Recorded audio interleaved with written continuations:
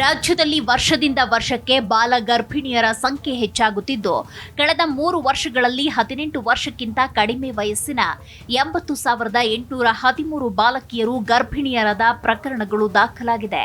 2023 ರಿಂದ 2025 ಜುಲೈವರೆಗಿನ ಅವಧಿಯಲ್ಲಿ 14 ರಿಂದ 18 ವರ್ಷಕ್ಕಿಂತ ಕಡಿಮೆ ವಯಸ್ಸಿನ ಮಕ್ಕಳು ಗರ್ಭಿಣಿಯರಾದ ಪ್ರಕರಣಗಳ ಸಂಖ್ಯೆ ಹೆಚ್ಚಾಗಿದೆ.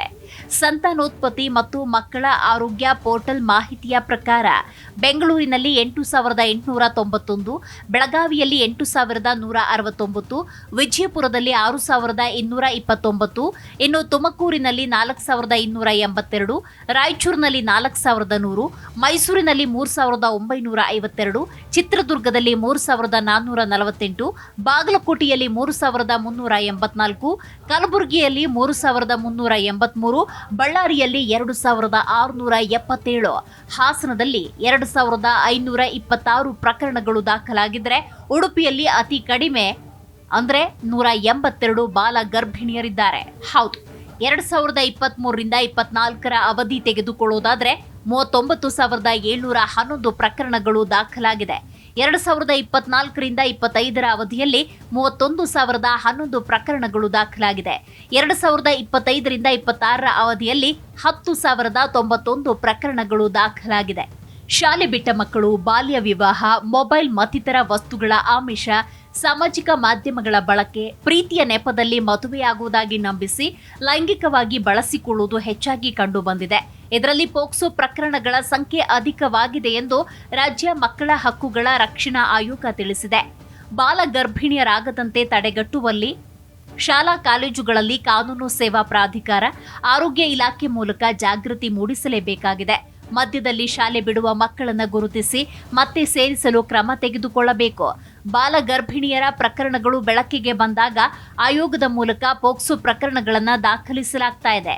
ಈ ಮಕ್ಕಳ ಆರೈಕೆಗೆ ಅಗತ್ಯ ಕ್ರಮ ತೆಗೆದುಕೊಳ್ಳಬೇಕು. ಇಲ್ಲದಿದ್ದರೆ ಇವರ ಆರೋಗ್ಯದ ಮೇಲೆ ವ್ಯತಿರಿಕ್ತ ಪರಿಣಾಮ ಬೀರಲಿದೆ.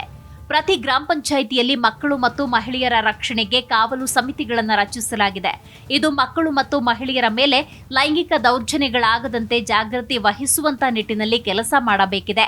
ಈ ಸಮಿತಿಯಲ್ಲಿ ಶಿಕ್ಷಕರು, ಅಂಗನವಾಡಿ ಆಶಾ ಕಾರ್ಯಕರ್ತೆಯರು, ಗ್ರಾಮ ಲೆಕ್ಕಾಧಿಕಾರಿ, ಪೊಲೀಸ್ ಇನ್ಸ್ಪೆಕ್ಟರ್, ಪಂಚಾಯಿತಿ ಅಭಿವೃದ್ಧಿ ಅಧಿಕಾರಿ ಇರ್ತಾರೆ.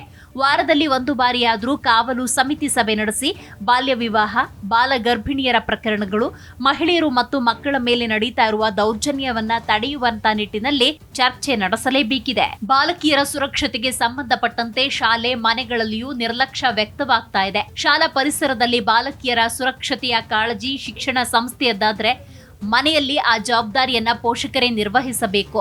ಅಪ್ರಾಪ್ತರ ಗರ್ಭಧಾರಣೆಗೆ ಬಾಲ್ಯ ವಿವಾಹ ಸೇರಿದಂತೆ ಹಲವಾರು ಕಾರಣ.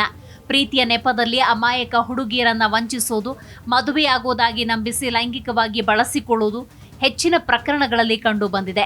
ಬಾಲಕಿಯರು ಶಾಲೆ ಬಿಡುವುದು, ಸಾಮಾಜಿಕ ಮಾಧ್ಯಮಗಳ ಬಳಕೆ, ಮೊಬೈಲ್ ಆಮಿಷ ಸೇರಿದಂತೆ ಹಲವು ಕಾರಣಗಳಿಂದಾಗಿ ಎಳೆಯ ವಯಸ್ಸಿನಲ್ಲಿ ತಾಯ್ತನದ ಹೊರೆಯನ್ನ ಹೊರುವಂತಾಗಿದೆ.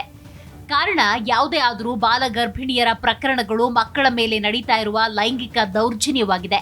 ಆದರೆ ಬಹುತೇಕ ಪ್ರಕರಣಗಳಲ್ಲಿ ಪೋಕ್ಸೋದಡಿ ದೂರು ದಾಖಲಾಗದೇ ಇರೋದು ಕಾನೂನು ಅನುಷ್ಠಾನದ ಗಂಭೀರ ಲೋಪ.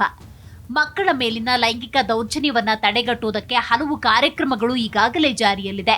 ಶಿಕ್ಷಕರು, ಅಂಗನವಾಡಿ ಆಶಾ ಕಾರ್ಯಕರ್ತರು, ಗ್ರಾಮ ಲೆಕ್ಕಾಧಿಕಾರಿ, ಪೊಲೀಸ್ ಇನ್ಸ್ಪೆಕ್ಟರ್, ಪಂಚಾಯಿತಿ ಅಭಿವೃದ್ಧಿ ಅಧಿಕಾರಿ ಒಳಗೊಂಡ ಕಾವಲು ಸಮಿತಿಗಳನ್ನ ಗ್ರಾಮ ಪಂಚಾಯಿತಿ ಹಂತದಲ್ಲೇ ರಚಿಸಲಾಗಿದೆ. ಇವು ಎಷ್ಟರ ಮಟ್ಟಿಗೆ ಕಾರ್ಯನಿರ್ವಹಿಸುತ್ತಿದೆ ಅನ್ನೋದನ್ನ ಪರಿಶೀಲಿಸಬೇಕಿದೆ. ಬಾಲ ಗರ್ಭಿಣಿಯರ ಸಂಖ್ಯೆ ಹೆಚ್ಚುತ್ತಾ ಇರುವುದು ಮಕ್ಕಳ ಮೇಲಿನ ಲೈಂಗಿಕ ದೌರ್ಜನ್ಯ ತಡೆಗಟ್ಟುವ ಕಾರ್ಯಕ್ರಮಗಳ ವೈಫಲ್ಯವನ್ನ ಸೂಚಿಸುವಂತಿದೆ. ವಲಸೆ ಕಾರ್ಮಿಕರ ಬಹಳಷ್ಟು ಮಕ್ಕಳಿಗೆ ಊರಿನಲ್ಲಿ ಸಿಗುವ ಸುರಕ್ಷತೆ ವಲಸೆ ಬಂದ ನಗರ ಪ್ರದೇಶಗಳಲ್ಲಿ ದೊರೆಯುವುದಿಲ್ಲ. ಶಾಲಾ ಕಾಲೇಜುಗಳಲ್ಲಿ ಲೈಂಗಿಕತೆಯ ಕುರಿತು ಅರಿವು ಮೂಡಿಸುವ ಹಾಗೂ ಲೈಂಗಿಕ ದೌರ್ಜನ್ಯದ ಬಗ್ಗೆ ಎಚ್ಚರ ಮೂಡಿಸುವ ಕಾರ್ಯಕ್ರಮಗಳು ಹೆಚ್ಚಿನ ಸಂಖ್ಯೆಯಲ್ಲಿ ನಡೆಯಬೇಕು. ಅಗತ್ಯವಿರುವ ಮಕ್ಕಳಿಗೆ ಆಪ್ತ ಸಮಾಲೋಚನೆ ಒದಗಿಸುವ ಸೌಕರ್ಯ ಶಾಲಾ ಕಾಲೇಜುಗಳಲ್ಲಿ ಕಡ್ಡಾಯವಾಗಿ ನಡೆಯಬೇಕು. 18 ವರ್ಷದ ಒಳಗೆ ಗರ್ಭ ಧರಿಸುವುದು ಹೆಣ್ಣು ಮಕ್ಕಳ ದೈಹಿಕ ಮತ್ತು ಮಾನಸಿಕ ಆರೋಗ್ಯಕ್ಕೆ ಒಳ್ಳೆಯದಲ್ಲ. 18 ಅನ್ನೋದು ವಿವಾಹ ಮತ್ತು ಗರ್ಭಧಾರಣೆಗೆ ಗೊತ್ತುಪಡಿಸಿರುವ ಕನಿಷ್ಠ ವಯಸ್ಸೇ ಹೊರತು ಅದು ಸಮರ್ಪಕವಾದ ವಯಸ್ಸಲ್ಲ ಅನ್ನೋದು ಮಕ್ಕಳಿಗೆ ಮನದಟ್ಟು ಮಾಡಬೇಕು. ಹದಿಹರೆಯದಲ್ಲಿ ಮಕ್ಕಳ ಮನಸ್ಸು ಸೂಕ್ಷ್ಮವಿರುತ್ತೆ. ಅವರು ಕುತೂಹಲದಿಂದ ಸಲ್ಲದ ಸಾಹಸಗಳಿಗೆ ಕೈ ಹಾಕೋದು ಇರುತ್ತೆ. ಹೊಣೆಗೇಡಿ ಸಮೂಹ ಮಾಧ್ಯಮಗಳು ಕೂಡ ಮಕ್ಕಳ ಮನಸ್ಸು ಚಂಚಲವಾಗಲು ಪೂರಕವಾಗಿದೆ. ಮಕ್ಕಳ ಮನಸ್ಸು ಸ್ವಸ್ಥವಾಗಿ ಇರುವಂತೆ ನೋಡಿಕೊಳ್ಳುವ ಸಾಮೂಹಿಕ ಹೊಣೆಗಾರಿಕೆಯನ್ನ ಸಮಾಜ ನಿರ್ವಹಿಸಬೇಕಾಗಿದೆ.